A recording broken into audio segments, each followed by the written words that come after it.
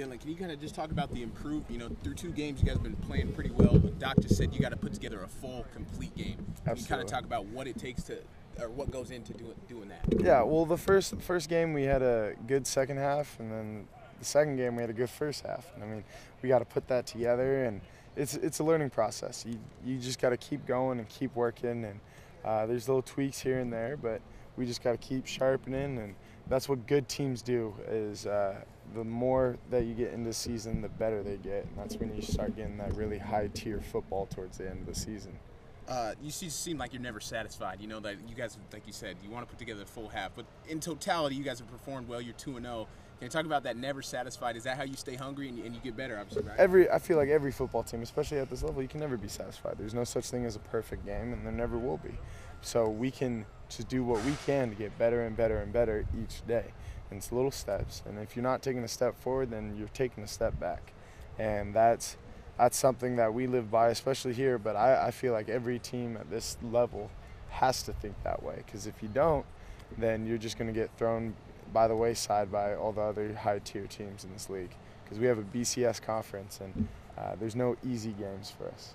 Thanks, Levante's obviously a guy who's been behind you on the depth chart much of his career. What did it mean for you to see him get that first career start and kind of take advantage of the opportunity? It was good. I mean, as I've said before, we don't have 4 starters. We have 8, 9, 10 starters, and that being the fact, Levante we knew would come right in, and there would be no letdown. And I mean, he brings his own thing to the D-line, just like Josh James brings his own thing to the D-line. And depending on the game prep, I wouldn't be surprised if you see Levante start just as much as you see Josh starts, or you see Bud start just as much as you see Ciale or Jalen Grimble. Like, we have a handful of guys that can all start.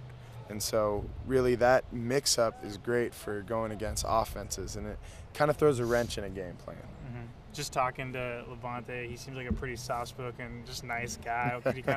What kind of guy is he like? See him in the locker room. No, I'm kidding. He's a good guy. I love Levante. He's a funny dude. He's fits right in, and he was definitely, his style has changed since freshman year. It's funny. How so? Oh, freshman year he had his dreads, and then he'd wear these really tight shirts with like sequences on them and stuff. Yeah, it was bad. It was bad. Did you guys give him a hard time about that? Oh yeah. He's a work in progress. We're not saying he's good yet, but we're working on it. So he's toned down a little bit. A little bit. Got the short hair now. And everything. Yeah. That was a necessity. I mean, you can't do that much because he can't really fix himself too much. But there's improvements. As I was saying, one step at a time. But even if he's toned down his wardrobe, do you feel like he's kind of toned up, so to speak, his game in a lot of ways? Oh, absolutely.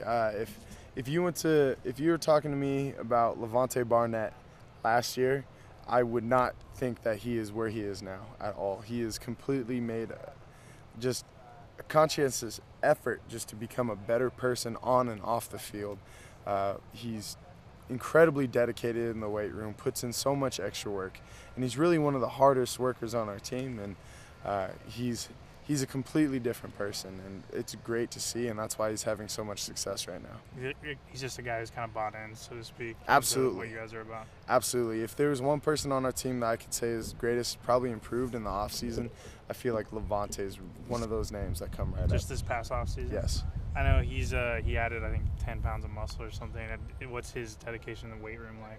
It's great. He works, and he's an energy, and you can just feel it. And he's one of our guys that are always around, always bouncing around, never down. He's ready to go, and you kind of feed off that.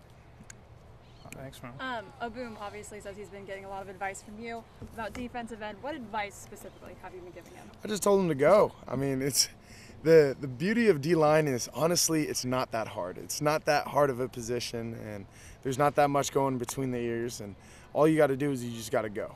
And Boom has an amazing talent, an amazing speed, long arms. He's like the prototype pass rusher.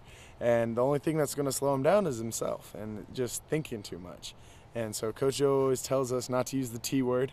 And so we just don't think, just go. And so during the game, I remember Boom did a stunt a little slow, and I was his D tackle. I was like, man, you just got to go. Like, ignore it. Just make the play. I'll cover you up. You'll be fine. Just go. And then he started getting his sacks, which should have been like 3, but he stole one of those from me though. That was my sack. I came out on 3rd down, but you know what? He needs it. He needs a head start. Which sack was that? Was it the It was the first one. It was Okay. the first one we had, and he came in, and I remember looking back like, oh, he better not, and he got a sack. But no, I let him have that one. Willing to share for his first Oh one. yeah. How soon after that pointer did he get that first sack? It was Was it pretty pretty- quick. yeah. I mean, to be honest, I don't remember exactly when I told him that, but it's something that I struggled with early, and when I first came here, I had too much going between the ears, and it makes you play slower.